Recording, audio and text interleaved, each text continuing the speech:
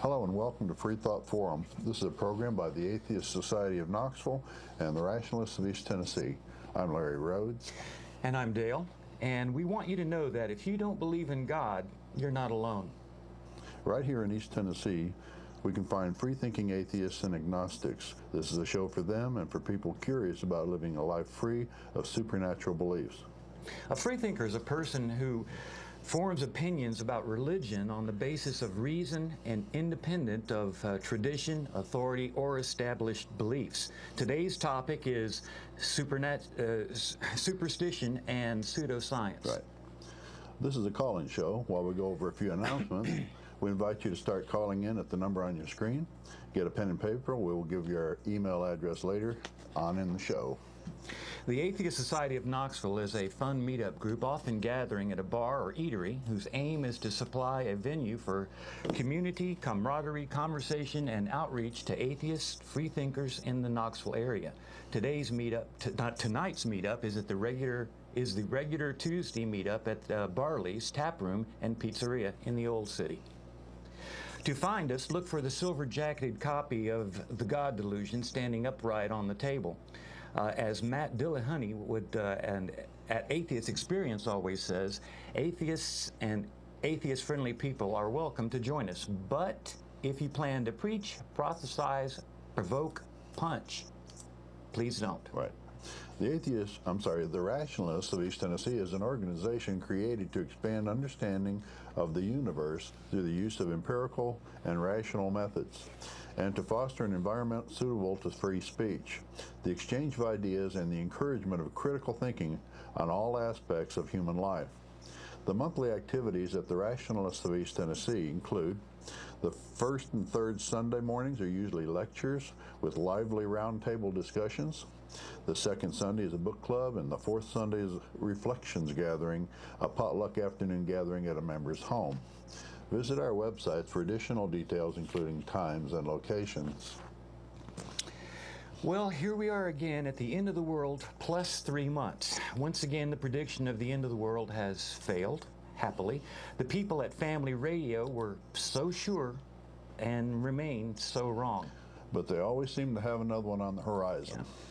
Ronald Wineland, who considers himself a prophet of God, continues to warn that Jesus Christ is returning in May 27, 2012.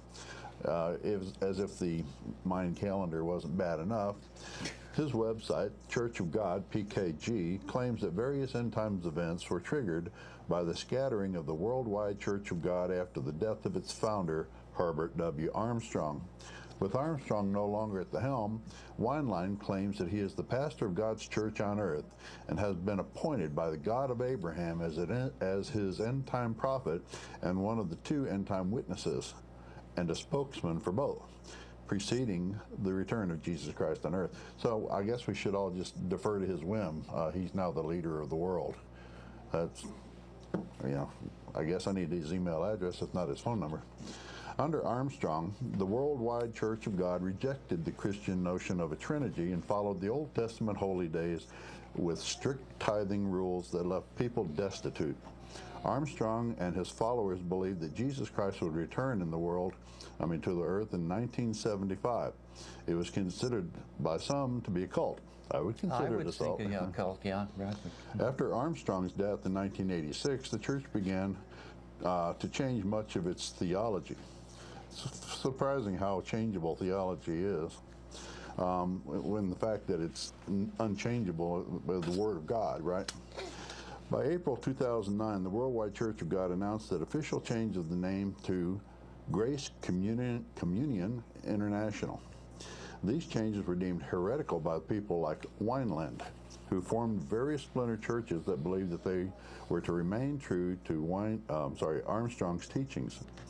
Even after the public ridicule of Harold Camping and his failed May 21st, 2011 end times prophecy, Wineland has not backed down from his May 27th date. He's also predicting that the United States will collapse and that there will be a nuclear war between now and May 27th. The truth is ridiculed, ignored, slandered, and mocked, he warns, and I guess we're guilty. But he also says that those who don't believe like he does will get cancer before then, May 27th. So let me see, if you disagree with him, you're going to get cancer, and then there's going to be a nuclear war, then Jesus is coming. Right.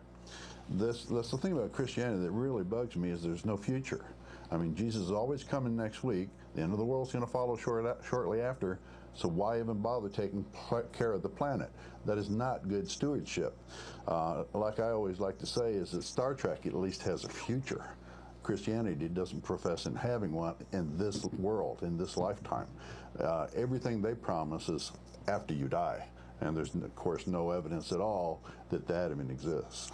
Well, if you're going to have a nuclear war before May 27th, then I would imagine the cancer would be no real big threat. Maybe that's why the people would get it, because of the nuclear radiation that's left over. Who knows? The Florida Independent reports the school prayer bill on its way to the Senate floor. A bill that would allow students to pray during school events passed through its final Senate committee yesterday. The measure has been denounced by groups advocating for the separation of church and state ever since it was first amended to include prayers of invocation and benediction that are sectarian or proselytizing in nature. The Anti-Defamation League has called the bill divisive and unconstitutionally defective. The group has also warned legislators that such a law would inevitably lead to costly lawsuits for the state. Guess who's going to pay that cost? Me. Yeah, taxpayers. During yesterday's Senate Rules Committee meeting, a final committee stop for the bill. Pamela Birchford spoke on behalf of the American Civil Liberties Union in Florida, speaking about this same bill. She warned that such a law was unnecessary, and I agree. Students can pray in school. They've always been able to pray in school. I like to say, as long as there are math tests, there will always be prayer in school. She said, explaining that students cannot just issue prayers at a school mandated event because it would force other students into uncomfortable situations. Was it Birchford? Birchford also echoed the League's warning that the bill would lead to costly litigation for the state. This bill simply invites schools to be sued if they get it wrong, she said. The sponsor of the bill, State Senator Gary Sipling from Orlando, has maintained that the bill stands on firm legal ground, but groups like the ACLU, the Freedom from Religion Foundation, and the Anti-Defamation League have publicly disagreed. The League warned that if the measure is passed, the state will inevitably be sued. Right, and the schools are just rolling in dough now, so they can afford all these lawsuits. With the exception of State Senators Gwen Margolis, a Democrat out of Miami, and Chris Smith, Democrat out of Oakland Park, all members voted in favor of the bill, claiming that prayer was so important to them and students should have the freedom to pray at school events if they want to. They already have that freedom. They just can't do it making everybody else pray at the same time. It just seems like we want the freedom to say, everybody, yes, it's time to pray, do it now. They want special privileges is what they want. They don't want to give that same privilege to the Muslims or the Hindus or any other religious group. They want it for themselves. They want the power without sharing it. State Senator Lucinda Bullard, a Democrat out of Miami, said that she believes in prayer and can't understand why there's such a problem with inspirational prayer. Margolis said that giving one religion more weight than another at a school event is the sort of thing that perpetrates bullying. Margolis is, of course, the ACLU representative. She said that a private school is a more appropriate place for school prayer. At public schools, you cannot and should not be able to do that. Throughout the debate over the bill, the point has been made that legislators have allowed to open meetings with a prayer. No one has had any problem with that. Some have argued. But Smith was the first legislator to point out that this was not actually the case. He told legislators that claims that he had been frequently late to meetings has more to do with his feelings about prayer than just his traffic. Tardiness. Yeah. I am late because I am uncomfortable with the opening prayer, he said, and I am grown. Mm-hmm. Smith explained that he attends a Baptist church regularly, but is uncomfortable with being exposed to other members' religions in his place of work. He asked members to consider the place this would put children in other faiths in school. The bill, however, eventually passed. The bill is still moving forward through the state Senate and now only requires a final vote in the Senate. However, just because the state passes a law, if that law is in direct conflict with the rights guaranteed by the Constitution and the federal government, that law will not stand. This whole thing, one, is a waste of time and money, and two, invites suits against the school board, the school hierarchy, and the state itself. And the opportunity cost of the legislators who were elected to do a job, a very important job. Now that the economy is in the tank and the jobs are not to be found, they need to be doing something to help the people of the state, not passing legislation like this that will not stand in the first place. Speaking of passing laws that don't need to be passed, there was another one that come up. And Oklahoma State Senator introduced a bill on Tuesday, January 24th, that would ban the manufacture or sale of human food that contains aborted human fetuses.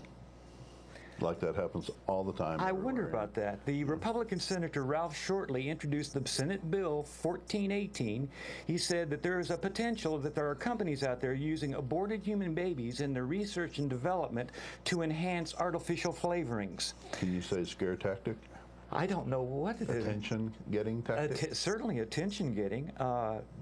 However, for any of you people out there that have these sort of exotic tastes, the bill does not mention, babies or other human tissue, but it begs the question, how much human meat does the government presently allow in our food without this law? What's the minimum daily requirement, too? Nobody ever addresses that. We need to mention that next week, or the week after next week, University of Tennessee will be starting its Darwin Day activities. Have a film series and workshops and lectures. You can see the dates, February 7th through the 9th, 2012. It'll have The Genius of Charles Darwin, Flock of Dodos discussion, Darwin's Secret Notebook. I think it would be a very interesting series of workshops and lectures and films if you'd like to attend that.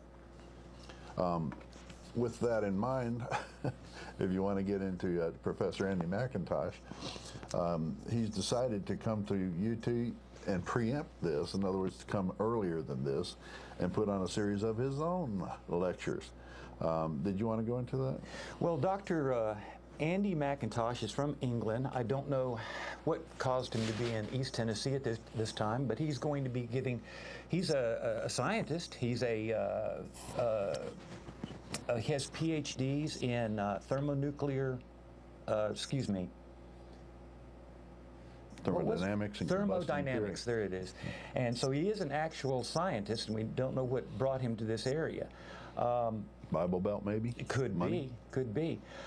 However, a scientist can have opinions. Now, apparently this fellow is talking more about his opinions than anything else. He's also going to be speaking to many churches at UT, and he's also going to go to a detention facility to talk to a true captive audience. Would be interesting to see what he has to say. He holds an emeritus chair in thermodynamics and combustion theory and applied mathematics, and has lectured and researched in these fields for the last 20 years. He was awarded a 2010 Times Higher Education Award for outstanding contribution and innovation to technology for his work in the biomimetics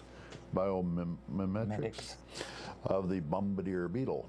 So he's getting into areas like biology, which are outside of his thermodynamics and combustion theory. So it's interesting to see why he thinks his information is a foundation to go forward in this area, thermodynamics. He's trying to say that he's giving a series of these talks to support creation science, early creation. So it'd be very interesting if you want to, before we go down to Darwin Day, attend these, and then attend the Darwin Day festivities at UT. You can make up your own mind. He also, reading some on his website, his website says, creationism for atheists, I believe it is, or no, creationism for skeptics. So it's a open invitation, I assume, for people to show up and hear what he has to say. Yeah, I wonder if he will allow comment. Maybe question and answer afterwards. I don't know. He doesn't mention that in his blurb, but it'd be interesting to see if he allows comments or questions during or after.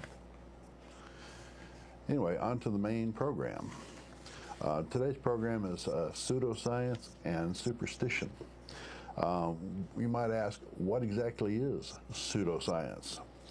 Pseudoscience is a belief in a process which masquerades as science in an attempt to claim legitimacy which you would not otherwise be able to achieve on its own merits.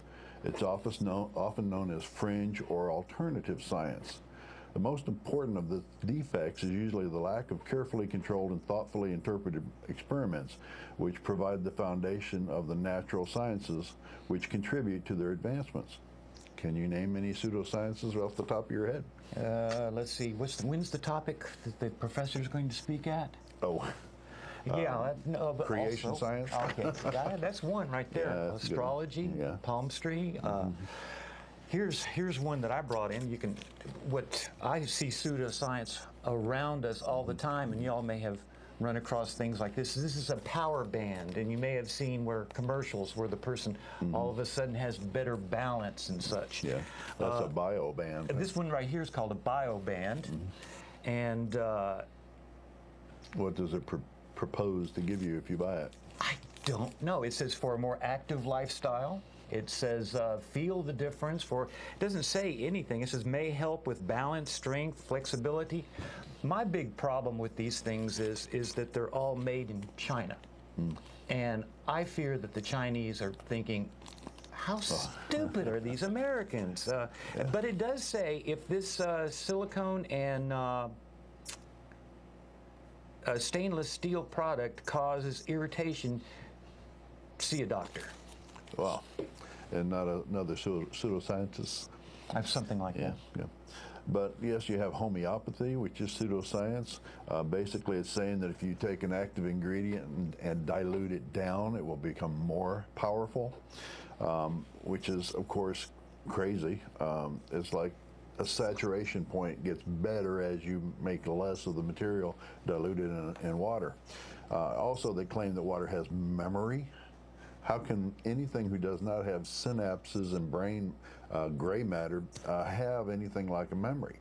How they make these statements. They're basically asserting whatever they want you to believe and asking you to buy it up front without any proof of it. One of the things that we like to talk about is how can you tell a pseudoscience from a science? Well, one of the things is that a scientist would actively request that you look at his work, give him criticism on it, show him where he might be wrong on it, and if you can, he will thank you for it, implement it in his own work, and move forward. Pseudoscience and general superstitions usually work the other way around. Religions, as an example of superstitions, if you question what they're saying, they get mad, they get upset, they change the subject, they put you down or shun you. There's no way of amending their procedures and their beliefs to go forward, even if you show them evidence to the contrary of what they're saying. We see a lot of pseudoscience and superstition in daily life. One of the things that we were talking about earlier was these plethora of ghost shows where they're using Geiger counters and infrared and all to supposedly go around and find ghosts. Well, this is just plain ridiculous, and I don't understand why things like that would be on TV, except that somebody is watching them. Right. We also see that, along with the power bands, John Edward used to have a show on. He's the TV psychic who communicates with the dead, and he would fall into the category of pure superstition because he's not using any scientific terminology to back up what he's doing. He just basically wants you to believe what he says is true in the story. Let's get back to the ghost story and the Ghostbusters just for a second. What's funny is they use all these scientific equipment, thermal readers and sound detectors and all this stuff, but there's never been any kind of proof at all that any type of supernatural being like a ghost exists. And if it did, how would we know that it actually would interact with these detectors? How would we know that it would give off heat, that it would, or cold, or vibrations of any kind? These are just, they're putting out things not to detect the ghost, but to convince you, the viewer, that they're actually doing science, which they aren't. I'm sorry, go ahead. Well, getting back to John Edward, this is a fellow who he doesn't use the devices, but he does communicates with the dead, with the ghost. Perhaps he should ask them what detectors we should be using. Right. But last week, John Edward went on the Kardashian reality TV show and channeled the spirit of Robert Kardashian, the deceased father of Kim and Kourtney Sure he did. Kardashian. Yeah. Well, let that be a lesson to us. Yeah. If Kim Kardashian can be fooled by John Edward's nonsense, then what hope has the rest of us? We don't have any hope. We have a caller, though. Welcome to Freethought Forum. May we have a name or nickname, please? Hello, this is Faithless Forrest calling in. I saw today's topic, and I wanted to call in and confess to my indulgence in a pseudoscience long ago. I think I was in 5th grade when I just was all excited about the idea of the ancient astronauts that Eric von Däniken was putting out there. I read that book, too. Yep. Well, at least that's in a natural world. That's not superstition, but it is pseudoscience if they claim to be able to do research on an entity or a group of entities that have visited the Earth when, in fact, there's no way that they can detect them. Faithless. What he would do time and again is, he would present evidence that, like, maybe supports his idea, but he would suppress evidence that would undermine his idea. Which is something real science wouldn't do. Faithless, you don't watch TV that much, do you? Not anymore. I've been TV free for 12 years, except when I'm on. Okay. Well, getting to what you're talking about, UFOs and all that, sometimes we have the Discovery Channel, the Learning Channel, channels that used to be about very solid information, and even they're doing shows now on runways under the ocean and pyramids and all of this. They're just plain old pseudoscience. Yeah, I know. I've Bigfoot. seen things, references to Discovery shows where I think the runways under the ocean are like Atlantis. They're finding Atlantis. Yeah. Or that guy who said the Bible's true because they found a, a chariot wheel at the bottom of the Red Sea.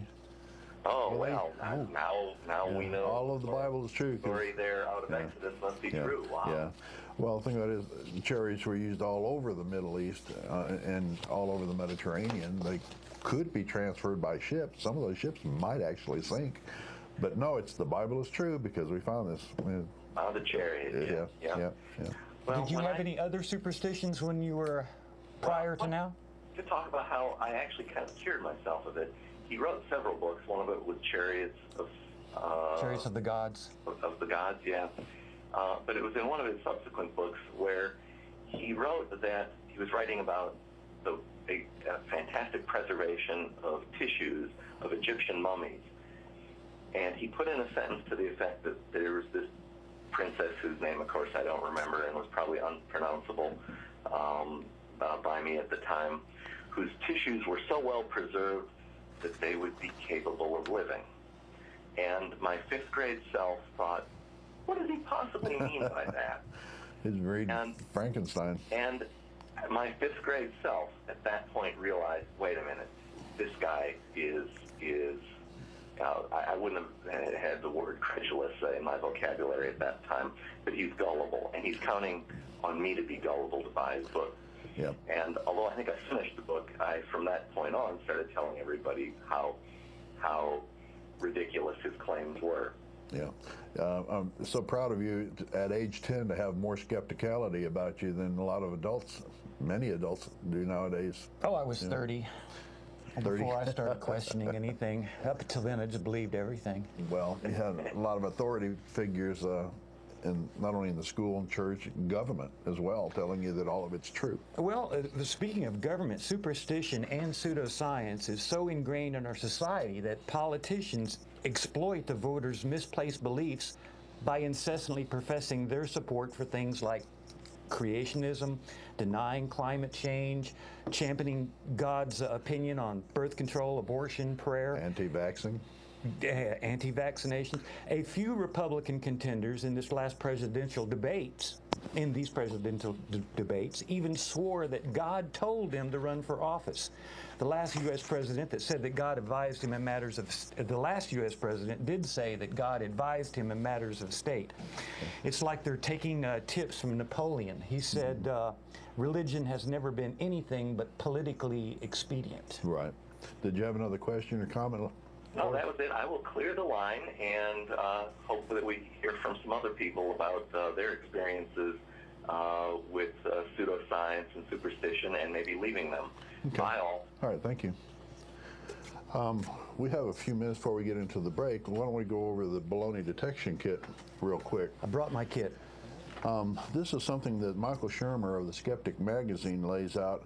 It's called he calls his baloney detection kit. You may be asking, how can I tell if what people are telling me is either baloney, BS, false science, pseudoscience, or superstition? Well, you can ask a few questions of what he's saying. We can go back and forth on these and talk about this if you like. One, how reliable is the source of the claim?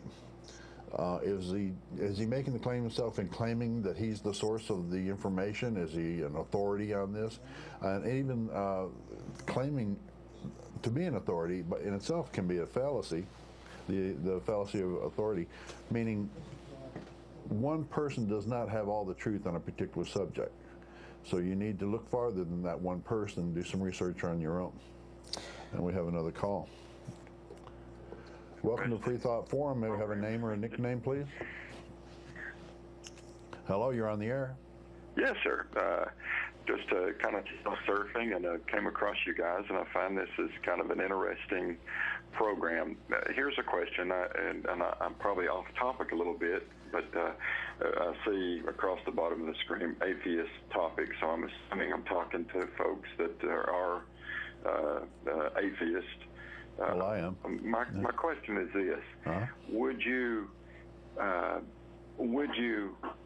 agree that there is a possibility of a historical person, Jesus, or I mean, is your all's? And I'm not calling to be argumentative at all. I just find this kind of interesting. No, would you say that there would be a historical figure? Jesus. Well, yes, I don't have any doubt. Well, I guess I do have some doubt that he lived. But even if I granted that, there's no evidence from the time that he lived for Jesus himself. There are also many, many people named Jesus of the area, but there are also an awful lot of people who are claiming to be prophets of God. I don't doubt that maybe one of them was able to incite enough people to follow him that he got the attention of Rome and got crucified for his trouble. But it was really that he peed off the Jews, the leaders of the Jewish movement at the time, Jewish religion, who said, no, he's not our prophet. You know, he's a nut, and they got Rome to crucify him. But at the same time, that doesn't mean any of the supernatural claims happen. Would you like to address that? Well, not the supernatural claims. I just want to answer. Sure. I firmly think that there was somebody named Jesus too. But one of the does that answer your question? Yeah, but it would be, and again, I'm not argumentative. I appreciate you guys having your strong beliefs. It would either be a reality, or it would be the most incredible hoax in the history of mankind. I'm coming down on the side of incredible hoax. The fact that, like, we record time based on historical Jesus.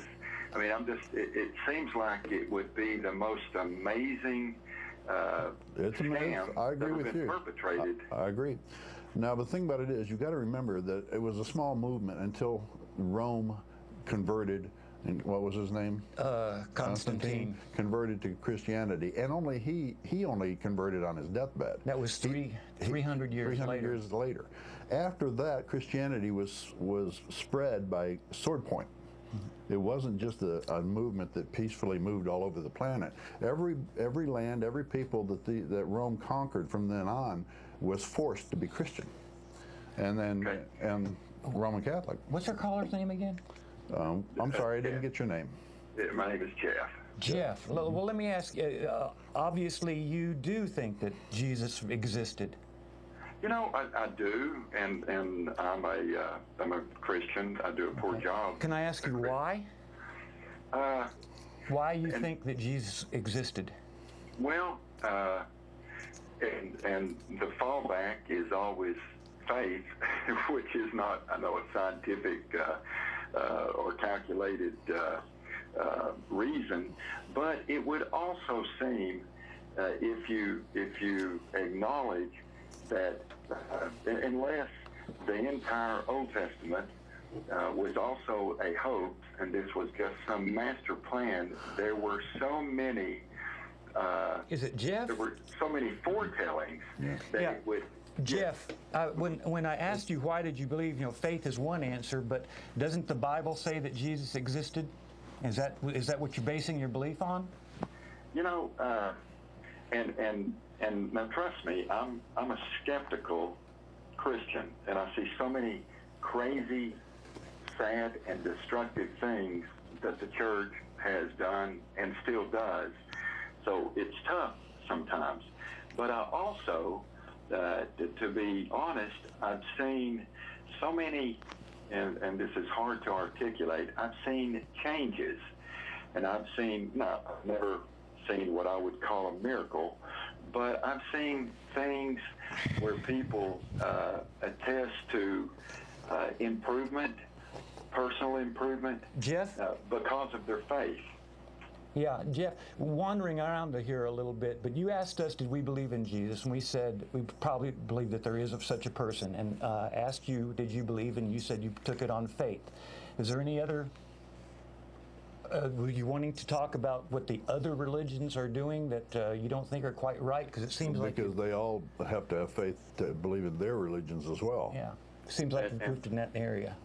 And I acknowledge that, and that's it's a tough topic, but I just, it does seem to be, it seems there is enough historical evidence that there was an individual who was run around 2,000 years ago in the Middle East that was named Jesus. Jeff? And it also seems that this would either have to be the most incredibly thoughtful, perpetrated scam in the history of the world, or some of these historical things are real. Let me throw something out there. It doesn't have to be a scam.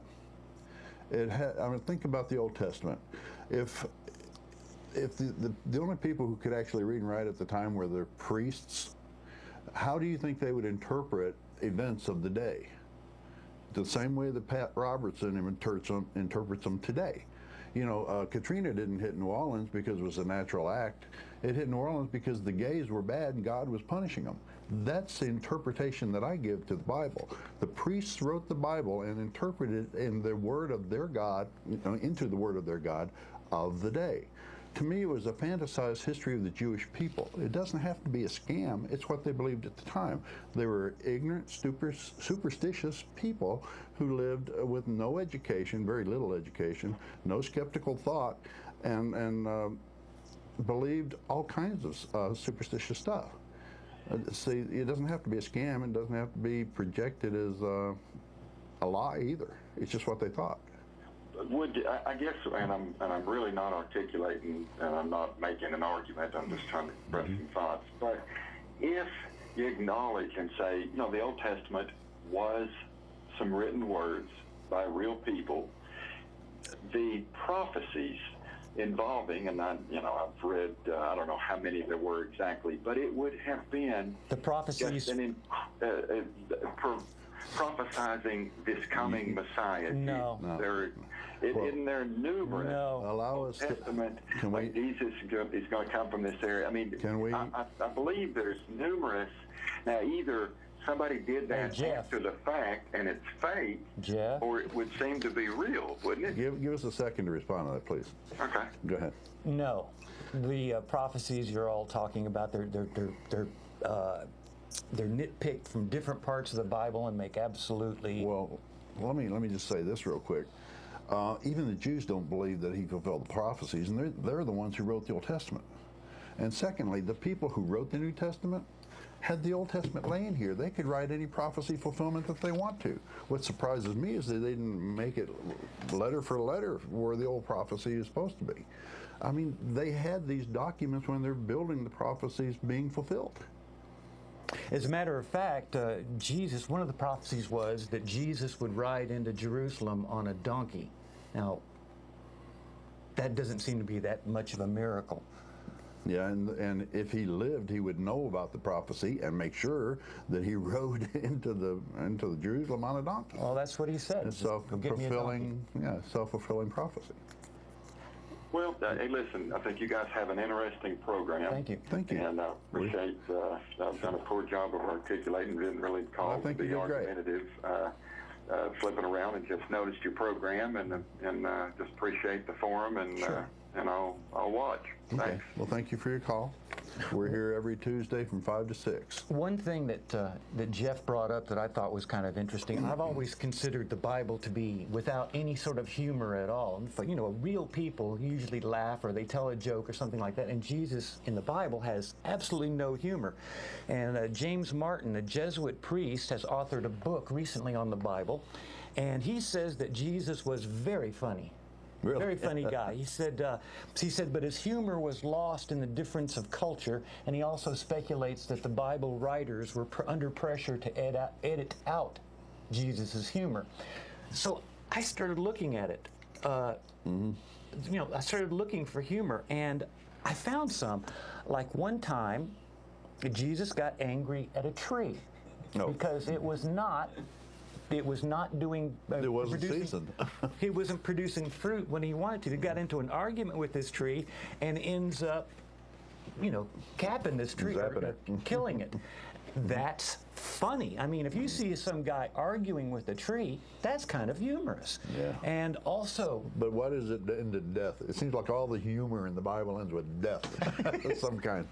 Well, I guess you could call it slapstick humor. And then there was the time that he tells Peter, go fishing and get a coin out of a fish's mouth. Mm-hmm. That's funny. I mean, that's like a steering wheel on a bathtub. Yeah, but if you don't believe it, then you're damned. That's not funny.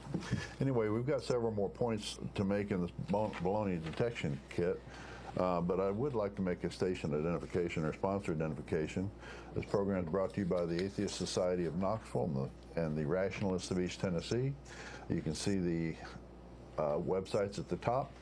You're welcome to come down to the Atheist Meetup, which is right after the show in the Old City at Barley's Tap Room and Pizzeria. It's every Tuesday from 5:30 to about 8 or so. And we also have a meetup on Friday, generally at Agave Azul's for happy hour and a meal. You're welcome to come down, but not to preach, proselytize, provoke, or punch. RET, every Sunday. Yeah, I didn't have the copy. Yeah, we just got to find it. There we go. Rationalists of East Tennessee. The Rationalists of East Tennessee has Sunday activities involving lively presentations and discussion of subjects of topical and timeless nature, such as the influence of money in politics. That's topical. Mm. Was Jesus a real person? What Jeff just called about. Yeah. The history of life, and the 4 horsemen of atheism. Right. Well, 3 now. 3? Yeah. Christopher Hitchens was one. He died. Oh, okay. Yeah. Once a month they get together for a book club. You don't need to have had read the book to come, but of course it helps. Both the Atheist Society of Knoxville and the Rational East Tennessee provide a social outlet where you can find that if you don't believe in God, you're not alone. Come join us. Back to the baloney detection kit. Again, you can get online, look up baloney detection kit, put out by Michael Shermer of Skeptic magazine. It has some very good ideas when you're presented with superstition, science, or pseudoscience claims. You can be able to tell which is which. 2, does the source make similar claims? We remember we were talking before the break about does the source, who is the source of the claim, and does the source make similar claims? Does he make a lot of other claims on the same basic foundation? If so, then maybe he's building a wall of BS, or if he has some other people who have research in the area and have been published in peer-reviewed magazines, maybe he's actually talking science. What about the next one? Have the claims been verified by someone else? Well, that's what happens in science. A scientist will come up with an idea, a theory, or a discovery, and it's up to the other scientists to either prove or disprove it. And if they prove it, it's good, and if they disprove it, everybody's happy too, because they don't want bad science in there. Right. They have advanced science, whether it's true or not true. Do you remember what Thomas Edison said when a reporter asked him, says, "Have you found the right filament for your bulb yet?" He said, "No, but we've found 1,000 things that don't work," which is advancing it, science to the point where they can get a good filament. And what's the next one? Does the pseudoscience fit with the way the world works? The claim that the person is making, that he's presenting to you, does it fit with the way the world works? Is that what you said? I believe that's it. For example, you've got John Edwards or Edward out there that's talking about explaining to us what happens when you die, and then when they speak to him, it has to be he has his own language. It's a male talking from this level, and he says it's like a what do you call that game where you're charades. And it's really cold reading. If you'd like to know more about that, look up cold reading on the internet, and there are some very good examples out there. The JREF Foundation, Randy, what's his name? Amazing Randy. The Amazing Randy. He was a cold reader and a magician for a long time, and he knows how to explain all of these things. But there are several other sources on the internet too.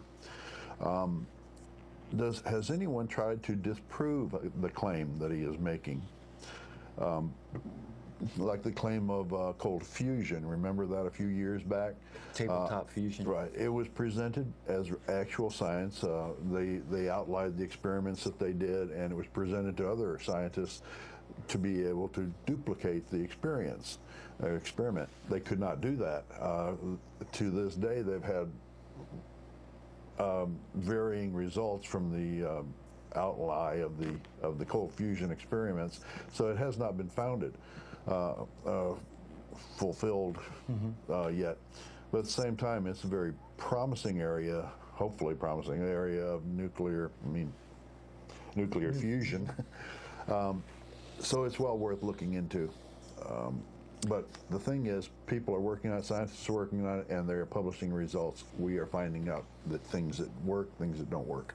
No, there are scientists every now and then that will come up with some idea that is a total fraud. And that's the beautiful part about science is it has mechanisms to find that, to figure it out. You want to double-blind study it, you want to have other people reproduce it, because you do have scientific fraud, and that's what pseudoscience is. That's true. There's the claimant. Well, let's see, what was the next one? Is there a preponderance? Where does the preponderance of evidence point? In other words, if people are saying that if you dilute things and it gets stronger, but you know for a fact that when you dilute things it gets weaker, that's a problem.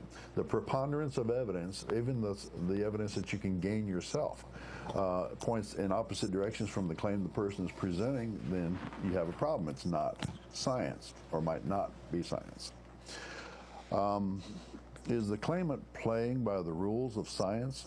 In other words, is he putting out his theories to be tested by other scientists? Is he trying to bypass the scientific method altogether? Think about creationism. That's claimed to be a science, but the proponents of creationism aren't going through science in the venues of science to prove their point. They're going through the courts.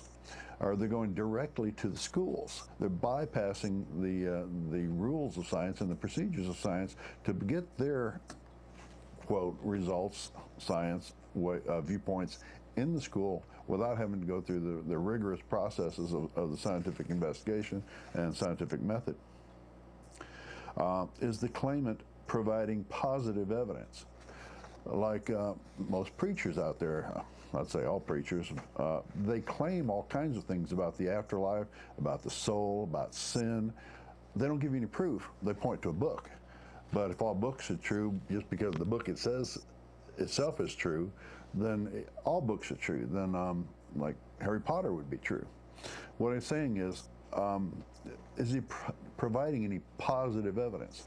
And if he says, my brother Joe died in a car accident and came back 10 minutes later and he saw heaven, that's anecdotal evidence. That's no more good evidence than my brother Joe was taken up in a UFO, anal probed, and then brought back to Earth. You've got to have more than anecdotal evidence, because anecdotes can be made up about anything to support any claim.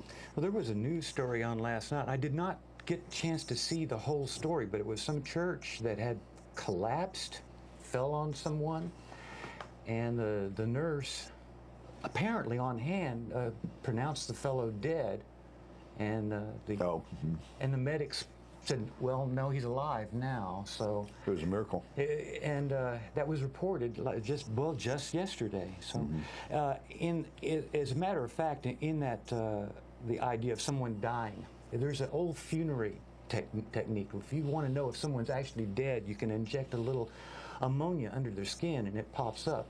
And they have such a test because it is not always that easy to tell if someone is dead or not. And so it comes back to what you were saying, anecdotal evidence. One person says, well, he was dead, and maybe he was. They say the zombie story of the first zombie came up because a child was infected by some food that he ate, got poisoned by a fish or something, some seafood that he ate, and he was comatose. And they literally buried him. But the burying technique was not anything like it is today. He was in a small village. They put him out in a shallow grave, and he came back into town. And, this caught quite a bit of controversy, of course, at the time. But then again, this is anecdotal evidence. I'm giving it to you as an anecdote. That doesn't mean it's actually true. It's what I've heard. But the thing about it is, he came back into town. He was disoriented. He didn't know people. It was hard to communicate with him. Probably a little brain damage. Probably brain damage from lack of oxygen too. But these types of stories, or these types of incidences, really just point to what happened, not all this conjecture about he died, he's come back, he's living dead. You have to take into consideration that people don't live after they die, and that's one of the conjectures that. One of the assertions that religion gives you without any evidence. Does the new theory account for as many phenomena as the old theory? That's kind of hard, kind of esoteric question, but it should fit in again with the rules that we currently know about the world and the universe and physics. If they're saying something that's just way out in left field, it should be considered as way out in left field and not bought into just because a person is telling you it. We have 10 minutes left in the show. We still have time for another call. The number is at the bottom of the screen. You can reach us by email at freethoughtforum@yahoo.com, or you can call us at our voicemail. Didn't see the number 9060. It was on the previous slide, the voicemail. Voicemail 272-9060. You can call and leave voice messages there if you like. And what was the last one in the baloney detection kit? Well, are personal beliefs driving the claim? This would be a person who, for example, Eric von Daniken, who did have a personal stake in the fact that there were or were not flying saucers because he was selling books. So he had a personal investment in pushing the idea. And you'll find this, does a person have personal beliefs or have profit driving the claim. You'll find this all over the place. For example, the people that put on the ghost shows, they make money off of that. So that's one thing you can look at. Most people can tell you what a superstition or pseudoscience is, but they can't tell you why. For example, a parent may tell his child belief in ghosts is superstitious, but belief in Jesus who rose to become a ghost, that's real. Right. So you're not really giving the kid or anyone any standard by which to say, well, this one's real and that one's false. Right. Just a skeptical mindset is such a boon in situations like this. There's so many people throwing so many stories out there at you all the time in today's flood of information that it's just good to have a skeptical mindset, just be able to use your reason, use your logic to test the claims that people are throwing at you. We have another caller. Would you like to invite him? Hello. Welcome to Freethought Forum. Could you give us a name or nickname or? Yes, my name is Patty. Patty? Yes. Okay. Welcome. Do you have a comment or question? Yes, sir. I just want to know, today I was really stunned. I was going through TV channels and I see this on TV. I'm a religious person. I'm Southern Baptist. I'm from Buck County, Tennessee. I can't believe actually that y'all would get up here on television and try to discourage people from believing in God or to stir us away from the belief of Jesus Christ. Everything that I'm 50 years old, I was brought up to believe in Jesus and God, and we never stirred from that belief. And what gives you, everyone has a right to their own opinion, I know, but it's not like you're up here just voicing your opinion. It's like you're trying to take people away from Jesus into saying, Patty, there's not a God, be atheist. Okay. Well, I'd like to answer that. If it makes you feel any better, we're not really just trying to discourage people from Jesus. I think critical thinking is more what we're trying to do. Of course, we have a different attitude about Jesus, but on the bright side, you might also be happy that we have the same attitude about other religions too. So if we're discouraging somebody from a Hindu deity, then maybe you would be happy about that. Let me also say there are other reasons for the show besides discouraging people from the religious belief. There are many people out there who are in situations where they don't believe, and they think they're alone. They think that they're the only person in the world who doesn't believe. And we are putting on a show to connect with those people and say it's okay. We're the same way. I'm the leader of the Atheist Society of Knoxville, and we have 360 members. That's a lot of people in our area who are living with potentially a whole lot of guilt on them. And we're basically saying it's okay. Come visit us. Come talk to us. Come sit down. We're also putting out a resource for people. A lot of logical, rational resource for showing people that they don't have to believe. It's perfectly okay not to believe. If you don't have faith, you can't bring yourself to believe in the miracles and physical, the bending of the physical laws like the portrayed in the Bible. We understand. We don't believe it either. We also want to give the atheist perspective. The only time you've ever heard the word atheist in your life, probably, I'm going to ask you if this is true, was from your preacher. Is this correct, or your other believers? Is that true?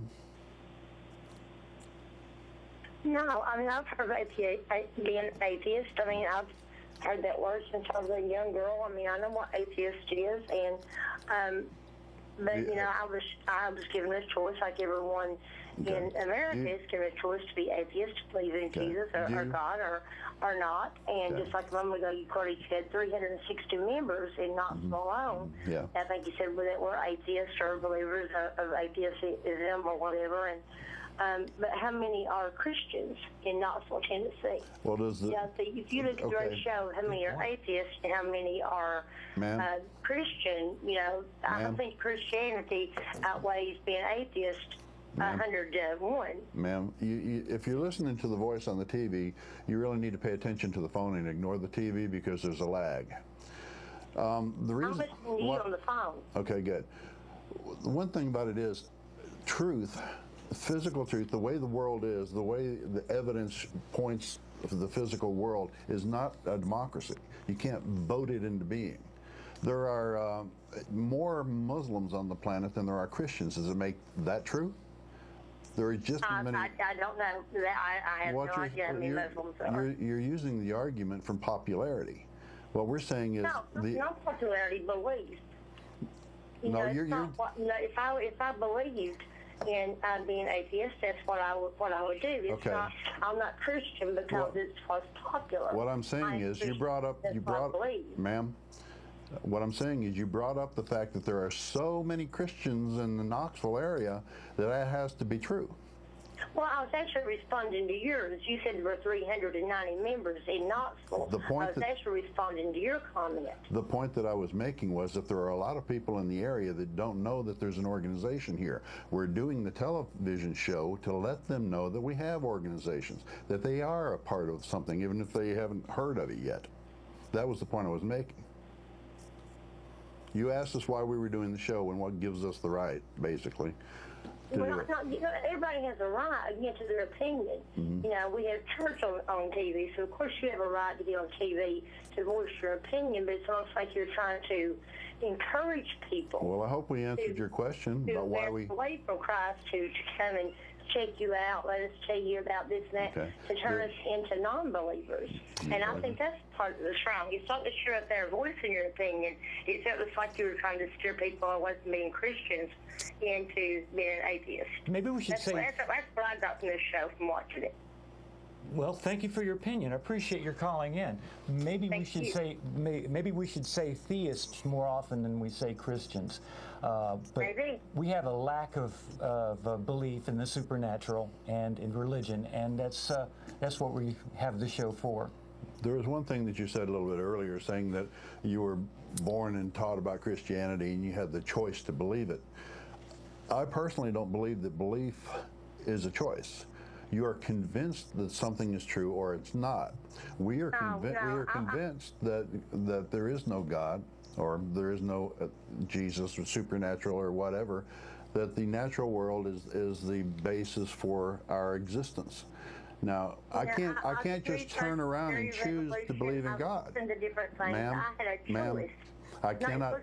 Ma'am, what I'm saying is, I cannot just turn around and say, okay, I'll believe if I don't.